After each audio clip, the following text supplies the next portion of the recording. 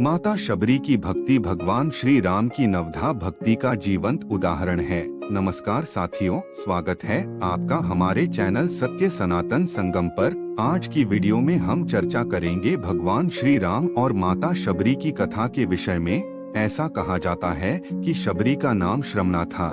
इनका संबंध भील समुदाय की शबर जाति से था। शबरी के पिता भीलों के मुखिया थे। इनके पिता ने इनका विवाह एक भील कुमार से तय कर दिया। उस समय विवाह के अवसर पर जानवरों की बलि देने की प्रथा थी। इस प्रथा का भील कुमारी शबरी ने विरोध किया और उन्होंने विवाह नहीं किया।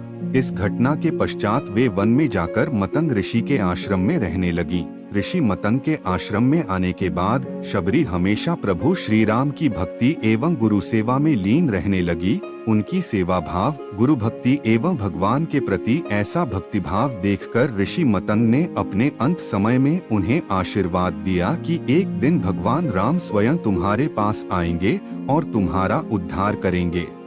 श्री राम के दर्शन से ही तुम्हें मोक्ष प्राप्त होगा। अपने गुरु के परलोक गमन के पश्चात शबरी उसी कुटिया में रहकर भगवान राम की प्रतीक्षा करने लगी। शबरी प्रतिदिन अपनी कुटिया में आने वाले रास्ते में पत्थरों और कांटों को हटाने लगी ताकि श्री राम के पैरों में चुभे नहीं। उन रास्तों पर फूल बिछाती और निष्दिन जंगल से ताजे फल और कंदमूल लाकर ऐसे रखती जैसे बस श्री राम आज ही आने वाले हैं। ऐसा करते हुए माता शबरी को वर्षों बीत गए और एक दिन ऐसा आया जब माता सीता की खोज में निकले भगवान राम और लक्ष्मण शबरी की कुटिया में पधारे। तब शबरी ने फूलों से उनका स्वागत किया और कंदमूल फल अर्पण कर जलपान कराया। माता शबरी की भक्ति एवं सेवा भाव देखकर भगवान राम अत्यंत भावुक हुए। उन्होंने शबरी की भक्ति को नवधा भक्ति कहा और शबरी को वही गति प्रदान की जो योगी, तपस्वी और यतियों के लिए भी दुर्लभ है। इस प्रकार से माता शबरी का संपूर्ण जीवन भगवान के प्रति समर्पण, त्याग और भक्ति के उदाहरण के रूप में समाज के लिए प्रस्तुत हुआ, जिसका वर्णन वाल्मीकि रामायण एवं तुलसीकृत रामचरितमानस में है। साथियों, भगवान राम और शबरी की भेंट के संबंध में लोक में एक कथा बहुत ज्यादा प्रचलित है कि श्री राम ने शबरी के जूठे बेर खाए, लेकिन वाल्मीकि रामायण एवं तुलसीकृत रामचरितमानस में इस मिथ्या धारणा का समर्थन नहीं होता। वाल्मीकि रामायण के अरण्यकांड में यह वर्णन इस प्रकार है कि कमलों से भरे हुए पंपा सरोवर के पश्चिम तट पर पहुंचकर राम लक्ष्मण ने तपस्विनी शबरी के रमणीय आश्रम को देखा। वह दोनों भाई नाना प्रकार के वृक्षों से आवृत उस आश्रम में पहुंच वहां की रमणीयता को देखते हुए शबरी के निकट पहुंचे।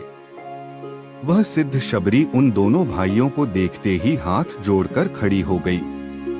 उनसे कहा, हे पुरुष श्रेष्ठ, मैंने पंपा सरोवर के निकटवर्ती वन में उत्पन्न होने वाले अनेक प्रकार के कंदमूल और फलों को आपके लिए इकट्ठा कर रखा है। ऐसा कहकर उस शबरी ने उन्हें अर्घ्यपाक आचमन यथाविधि प्रदान कर उनका आतिथ्य सत्कार किया। वाल्मीकि रामायण में केवल इतना ही उल्लेख है। वहाँ राम द्वारा जूठे बेर खाए जाने का दूर दूर तक कोई उल्लेख नहीं है। तुलसीकृत रामचरितमानस में भी श्री राम और शबरी के भेंट प्रसंग को तुलसी जी ने ऐसे व्यक्त किया है। शबरी ने श्री राम लक्ष्मण को अत्यंत रसीले, स्वादिष्ट कंदमूल और फल दिए, जिन्हें प्रभु ने बार बार प्रशंसा करके उन्हें प्रेम सहित खाया। यहाँ भी श्री राम द्वारा जूठे बेर खाने की घटना का अनुमोदन समर्थन नहीं होता। राम ने शबरी के जूठे बेर खाए, यह मिथक रामचरितमानस के रचना काल के बाद ही प्रचारित किया गया है। वैदिक संस्कृति में जूठा खाना व किसी को खिलाना पाप एवं निंदनीय कर्म माना गया है। ऋषि मुनियों की दृष्टि में यह निंदनीय एवं आयुर्वेद के दृष्टि में रोग कारक है। और माता शबरी तो मतंग मुनि से ज्ञान प्राप्त की हुई उनकी श्रेष्ठ शिष्या थीं। वह भला ऐसा कृत्य क्यों करेंगी?